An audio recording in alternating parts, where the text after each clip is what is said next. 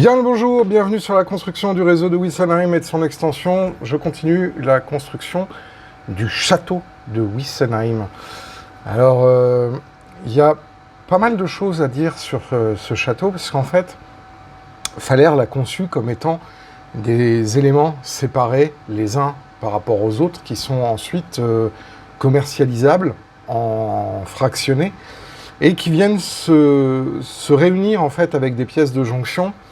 Et du coup, on peut vraiment envisager la construction du château étape par étape, c'est-à-dire quasiment module après module.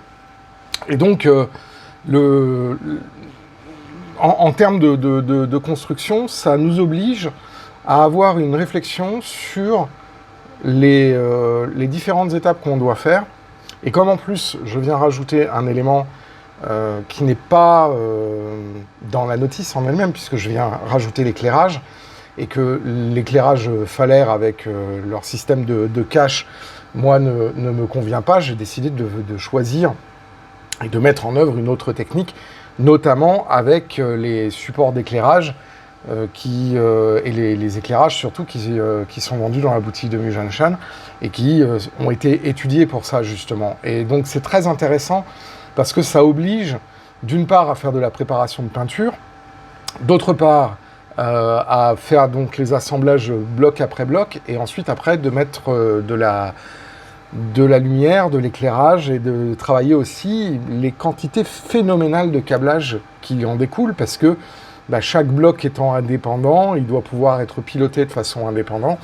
Et donc, du coup, il y a toute cette réflexion à avoir en amont, et c'est pas uniquement le montage d'un kit. Après, c'est un grand kit, hein, le château total, puisque là, j'en suis à peine à la moitié en termes structurels à la fin de cette vidéo. Donc, il y a encore énormément de travail. Et il y a du travail de peinture, à la fois avec les murs. Donc là, j'utilise une référence qui m'avait été passée par l'un des membres de la communauté, Dominique, que je remercie, qui est une peinture chez Dallaire et Ronet, qui est la référence 573, portrait pink. Alors pourquoi je l'applique en fait? Parce que je vais avoir un crépi rose. Alors, vous constaterez peut-être que pour l'instant, je n'ai mis que ce crépi rose. Je n'ai pas mis ensuite, après, les lavis qui vont venir salir la façade, ainsi que les touches d'oxydation ponctuelle sur le crépi. Pourquoi? Parce que je voulais avoir d'abord les volumes en face des yeux, avant de commencer à me dire, bon, là, je vais faire à tel endroit une coulure, etc. Donc maintenant que je commence à voir un peu plus clair sur l'agencement des modules, je vais pouvoir ensuite, dans un deuxième temps, faire la mise en place de l'agencement de l'oxydation et des modifications atmosphériques, c'est-à-dire vraiment la patine atmosphérique. Comme c'est un château qui est assez compliqué, mais en fait, je suis un petit peu déçu, dans le sens où vous verrez au fur et à mesure que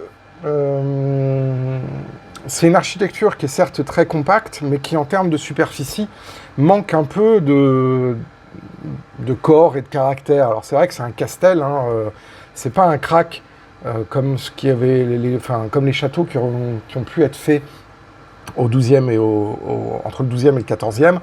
Là, on est vraiment sur des châteaux du pré-romantique, avec une reformulation, parce qu'en fait, le château tel qu'il est actuellement, il y a la Renaissance qui est passée par là. Alors, la Renaissance des Carpates, c'est pas la même que la Renaissance en France, mais on voit bien quand même qu'il y a des éléments de vie qui ont été rajoutés sur une butte médiévale, et certainement sur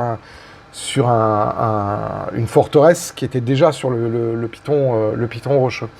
Donc là, en fait, sur les étapes qui sont en train d'être réalisées, j'avais mis sur les faces inférieures du Chaos Black, et j'avais oublié de protéger les champs de collage.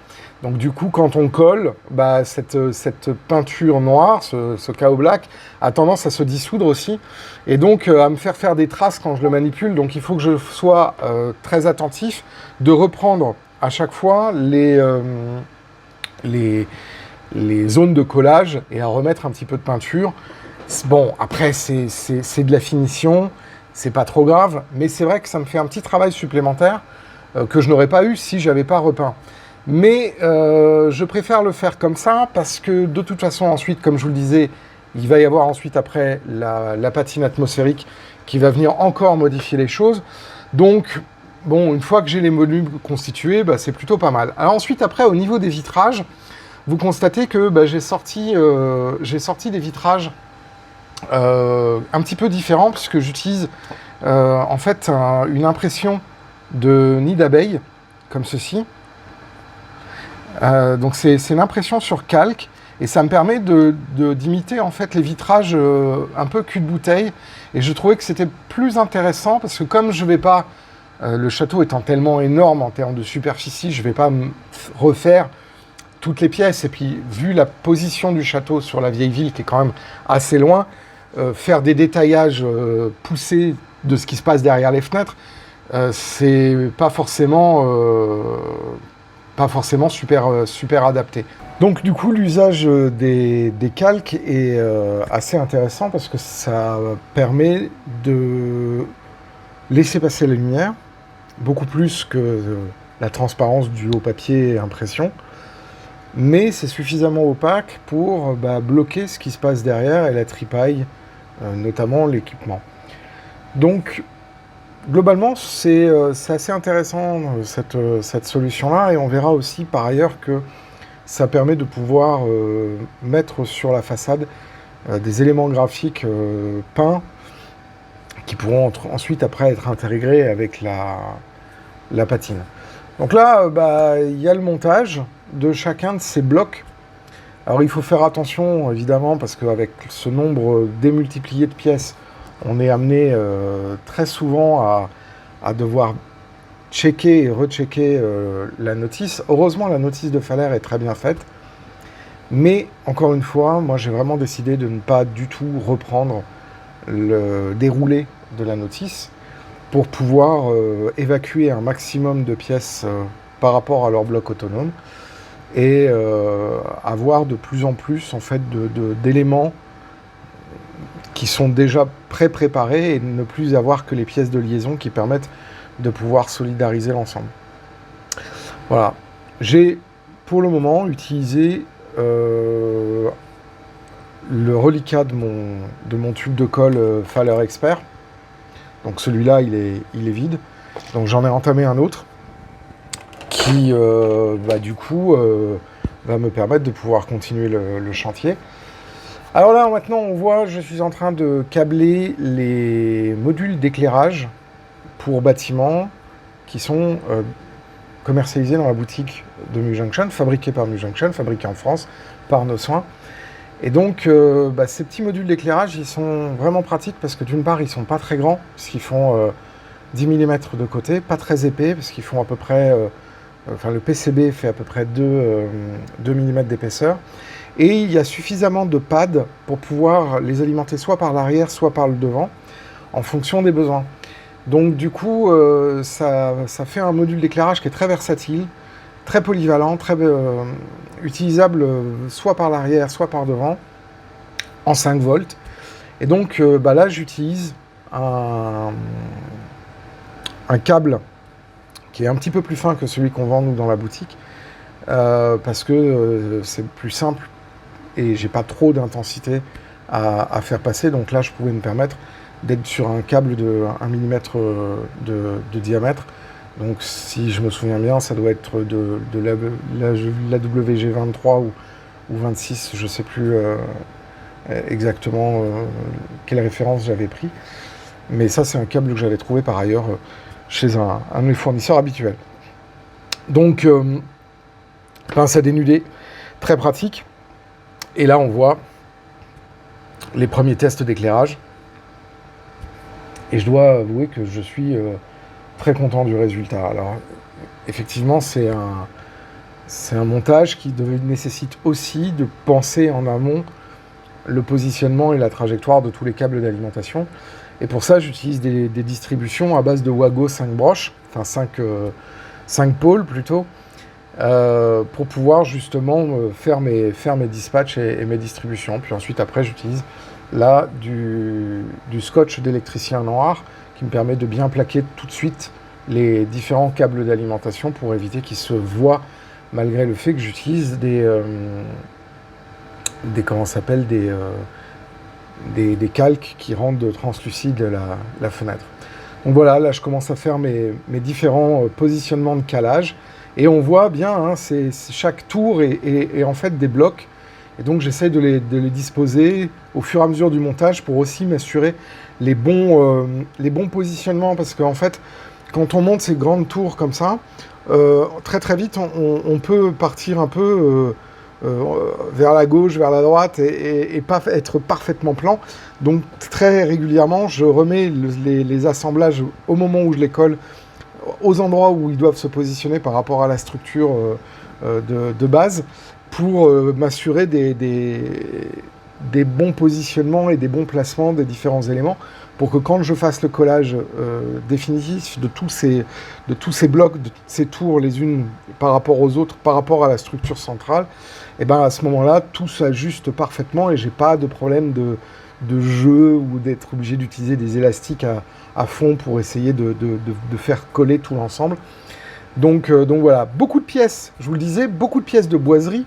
Alors la couleur que j'ai utilisée pour la boiserie, c'est une base de cyan, mélangé avec du blanc pour faire un bleu un peu clair, mélangé à du noir pour faire un anthracite, et ensuite j'ai rajouté une peinture à effet, qui est une peinture avec pigment à base de poudre de poussière de perles, pour donner un petit effet sur la peinture. Et donc du coup, en séchant, les poussières de perles viennent donner un petit côté lumineux, un peu pailleté, mais très très léger. Et donc du coup, ça vient donner un peu plus de relief à ces boiseries, sachant que je pars du principe que je vais faire une patine globale à la fin, et donc du coup, les boiseries aussi seront matées en fait par l'oxydation de la météo, du temps, etc. Donc il y a énormément de pièces de boiserie, parce que beaucoup de fenêtres, beaucoup de fenêtres, beaucoup de portes, beaucoup d'éléments, de colombage, etc. Alors il y a quelques petites déceptions, j'aurai l'occasion d'en reparler un petit peu plus tard, sur justement ces colombages, qui, sur le kit du château de Bran, au lieu d'être 2 pièces assemblées, sont des sérigraphies directement sur les pièces plastiques. C'est dommage parce que ça, par exemple, en même temps que vous regardez, je mets l'exemple ici, ça donne un résultat qui est quand même un peu moins sympa, et c'est vrai qu'avec un kit comme ça, on aurait aimé qu'ils poussent le vis jusqu'au bout, mais ça aurait rajouté un nombre de pièces absolument phénoménal. Donc on comprend qu'ils aient choisi ce parti pris de faire des sérigraphies de colombage au lieu de faire 2 pièces réelles. Mais c'est vrai que moi, ça nécessite encore plus de travail du coup, parce qu'il faut reprendre les couleurs de l'intérieur des colombages. Et c'est vrai que c'est pas forcément facile.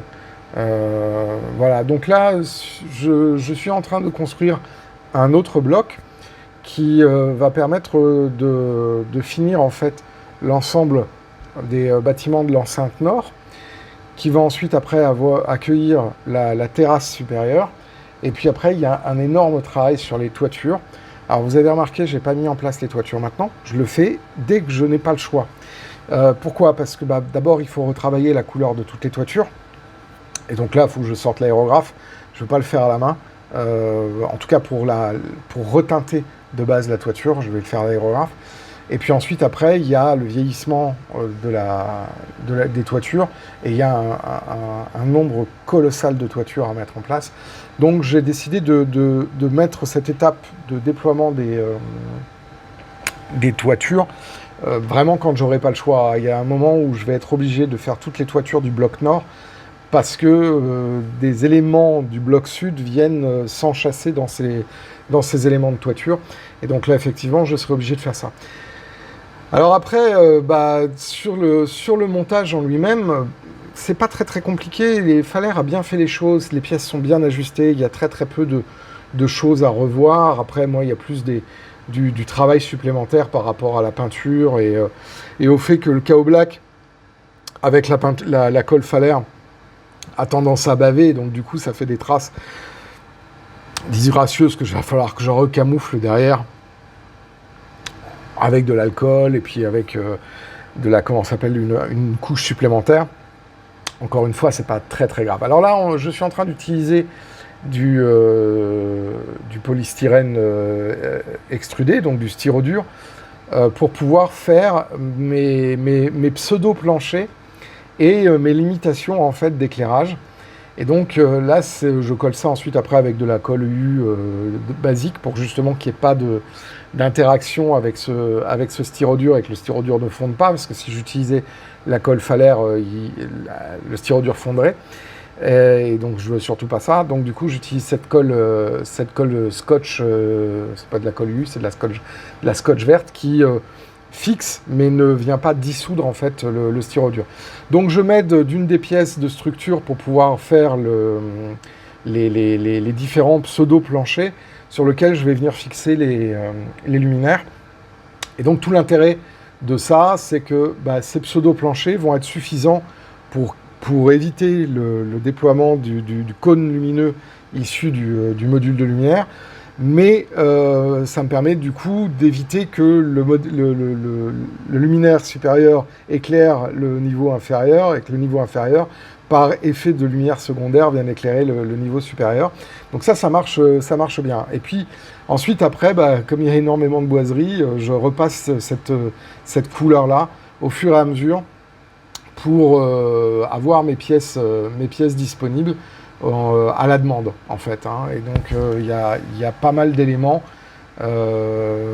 qui sont à assembler. Alors après, la question, c'est pourquoi j'ai décidé de suivre Falaire sur la couleur des boiseries. Pourquoi je ne suis pas passé sur un bois, un couleur bois plus, entre guillemets, plus intuitif. En fait, c'est parce que quand on regarde la répartition des boiseries et des colombages, on se rend compte qu'il y a deux types de structures. Il y a des bois qui sont peints avec les colombages, et il y a des structures, notamment toutes les structures de soutien du bâtiment, qui là, à ce moment-là, seront peints d'une manière à montrer une teinte du bois, entre guillemets, plus naturelle. Mais tout ce qui est boiserie de fenêtres et éléments qui entourent les colombages, là j'ai décidé de suivre la couleur du plastique de Falaire et simplement de la rehausser avec la teinte dont je vous ai décrit la composition il y a quelques instants. Et donc du coup, la teinte que je viens appliquer est renforcée en fait par le fond de la couleur du plastique. Simplement, ça casse l'effet plastique et donc c'est assez intéressant. Donc après, il y a aussi une vraie question sur la mise en œuvre des différents éléments. Tout ne peut pas être peint à l'avance. Il y a des fois, on est obligé de peindre sur site parce que c'est beaucoup plus adapté et beaucoup plus cohérent. Voilà, et donc là, j'entame encore un autre bloc. Alors cette fois-ci, c'est un bloc donc c'est une tour, qui n'est pas lié à la partie nord du château, qui est sur la partie sud. Mais comme je vous le disais, je commence à mettre ces modules individuels, à les faire. Comme ça, quand j'aurai besoin d'assembler, ça sera beaucoup plus rapide. Donc là, ce que vous voyez à l'écran, ça va être ce que je suis en train de manipuler. Et l'ensemble de ces éléments vont me permettre de me faire gagner du temps après. Et vous allez voir, dans la suite de la construction de la vieille ville, il y a des éléments que Falaire vend, donc par rapport au château de Bran, mais vend de façon individuelle. Et on va retrouver des éléments que je vais réutiliser pour étendre le château, notamment toute l'aile sud, qui est la poudrière. Je vais récupérer le kit éclaté du château de Bran pour venir continuer et le mettre à un autre endroit du rempart qui cercle la vieille ville. Et donc, comme ça, il y a des éléments du château de Bran qui vont être réutilisés pour venir étendre en fait le château et faire intégrer dans la partie médiévale de la ville. Voilà. Après, tout est une question de planification. C'est vrai que ces différents blocs sont assez monumentaux. parce que effectivement, une fois qu'on a terminé de monter chaque bloc, on atteint des hauteurs qui sont de l'ordre de 30 à 40 cm. Et puis il y a des fois, il y a des sérigraphies qui n'ont pas été faites par Faller, notamment pour toutes les pierres, et donc là il faut faire des peintures en plusieurs étapes, en reprenant un peu le principe de la trilogie que j'utilise par ailleurs, mais en essayant d'avoir des teintes un peu plus douces, qui ne soient pas tout à fait la même chose que ce que j'ai employé, notamment pour l'escalier d'entrée. Alors là, pour l'instant, on a les 3 premières étapes de l'escalier d'entrée qui sont faites. Il va y avoir encore pas mal de travail à faire sur ça, ainsi que du travail sur les façades. Donc là, la façade, elle avait reçu, parce que j'avais fait des bavures, etc., un après blanc. Et donc maintenant, je suis en train de passer cet après, et j'ai réimprimé une feuille de calque avec le logo WIS que je viens mettre sur le cartouche qui est présent en fait. À cet endroit-là, il y a une espèce de renflement. Et donc je viens coller ce calque sur une partie déjà pré-peinte, et je vais ensuite après repeindre dessus pour venir terminer l'intégration du calque. Et donc du coup, on va complètement oublier qu'il y avait un calque, et on ne va plus garder que la teinte en fait de l'imprimé noir sur le calque qui montre le logo de Wüstenheim. Et donc ça donne un effet comme si ça avait été peint à l'époque sur le château, les armoiries du château. Voilà, donc une fois que ça va être sec, je vais pouvoir refaire encore de la patine environnementale, et donc faire vieillir tout ça et donner encore un aspect meilleur. C'est des choses comme ça qui sont des petites techniques assez sympas à être utilisées, à être mis en œuvre. Et on va voir que effectivement, je vais utiliser ces inclusions en fait de papier calque dans la peinture pour pas mal de choses, des signalétiques et des choses qui permettent de donner en fait une impression un peu plus réaliste, notamment quand on est sur des surfaces plates, pour pouvoir montrer de la signalétique par exemple. Voilà, donc là il y a tout le travail de peinture, de mise en peinture des différentes pièces avant l'assemblage, et puis après il y aura encore un autre travail de mise en peinture. Voilà, j'espère que vous avez aimé cette petite vidéo. Moi, je vous dis à très bientôt pour la suite de la construction du réseau de Wüstenheim. Merci à toutes les personnes qui font des contributions sur Tipeee. Et puis, moi, je vous dis à très bientôt pour la suite de la construction du réseau de Wüstenheim et de son extension. Merci de mettre un petit pouce vers le haut, ça permet d'augmenter la présence dans les algorithmes de YouTube. Et d'ici là, je vous dis à très bientôt. Prenez soin de vous et faites du train. Ciao!